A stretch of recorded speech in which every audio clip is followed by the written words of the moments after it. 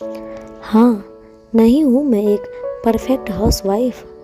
क्या करती हो दिन भर? कोई अपना किचन ऐसे रखता है क्या? अरे देखो, पोर्च में कितने जाले लगे हैं।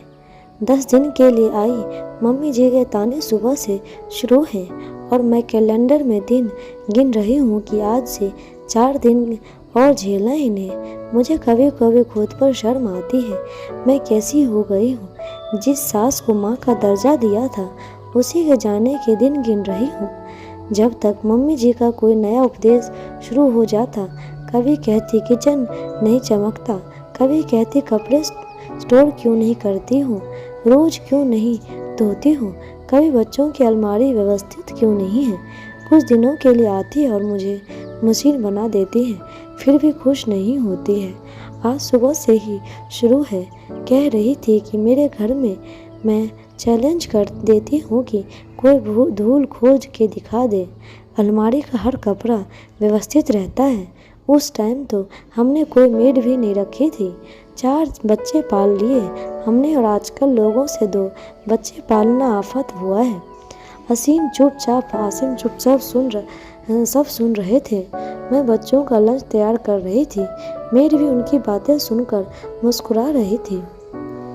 मेरी आंखें रह रहकर छलछला रही थी, लेकिन बस यही सोचकर शांत थी कि उन्हें बस 3 दिन और झेलना है। तब तक आसिम बोले, अरे शुभदा, तुम्हें एक बताना भूल गया। कल विभू की क्लास टीचर का फ़ोन आया था।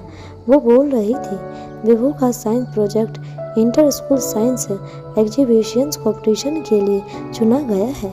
बहुत तारीफ कर रही थी। मम्मी जी तुरंत बोली, विभू है ही होशियार, एकदम तुम पर गया है। अरे नहीं माँ, मुझे नहीं आता ये सब। मैं तो खुद ही अपना प्रोजेक्ट दोस्तों से बनवाता था। ये सब तो सुधा की मेहनत है। मम्मी जी चुप हो गई, कुछ नहीं बोली। तब तक आसिम बोले, अच्छा सुबह वो राजीव यूनियन बैंक का शेयर बेचना चाह रहा था। क्या बोलूँ उसे?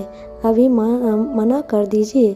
कुछ दिन रुक। मम्मी जी आसिम से कहने लगा, राजीव तुमसे पूछ रहा था या सुधा से? राजीव हंसते हुए बोले, माँ सुधा को शेयर मार्केट का अच्छा नॉलेज है तो सब इसी से पूछते हैं।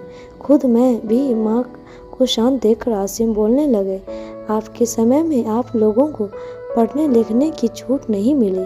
आप लोगों की दुनिया हम और हमारा घर थे। पापा ही बाहर का सारा काम करते थे, राशन बैंक यहाँ तक कि हमारे स्कूल भी आपको अकेले जाना नहीं होता था। लेकिन अब ज़माना बदल गया है। औरतों की जिम्मेदारियां बहुत बढ़ गई हैं।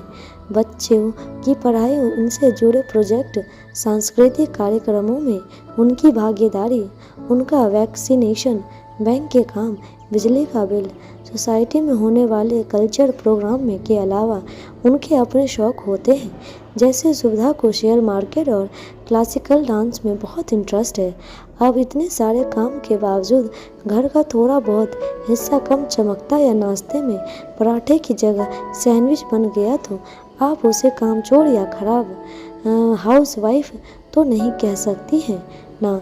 पता है माँ, सुधा आपके आने से पहले पूरे घर को साफ करती है कि मम्मी जी को गंदगी पसंद नहीं है, सिर्फ इसलिए कि आप उसकी सफाई से खुश होकर उसकी तारीफ करेंगी। लेकिन आपको धूल दिख ही जाती है और उसकी सारी मेहनत बर्बाद हो जाती है।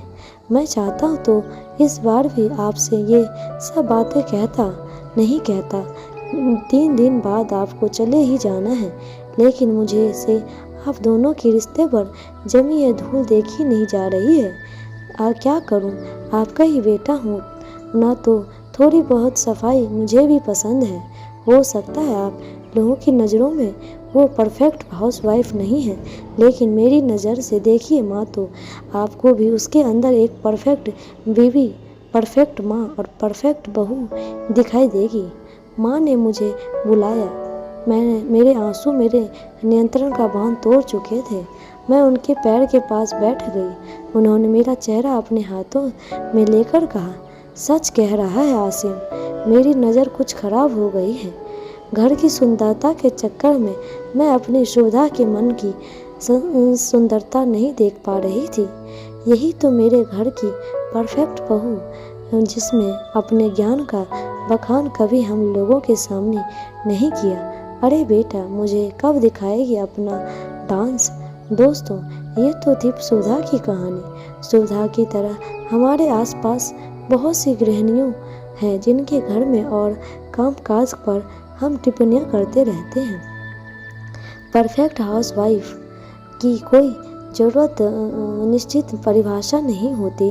हर वो घर जहाँ से लोगों के खिलखिलाने की आवाज़ होती है, उस घर की औरत परफेक्ट है। हम सब परफेक्ट हैं। दोस्तों, कैसी लगी है आपको कहानी? कमेंट बॉक्स में ज़रूर बताइएगा और लाइक शेयर सब्सक्राइब ज़रूर कीजिएगा। धन्यवाद।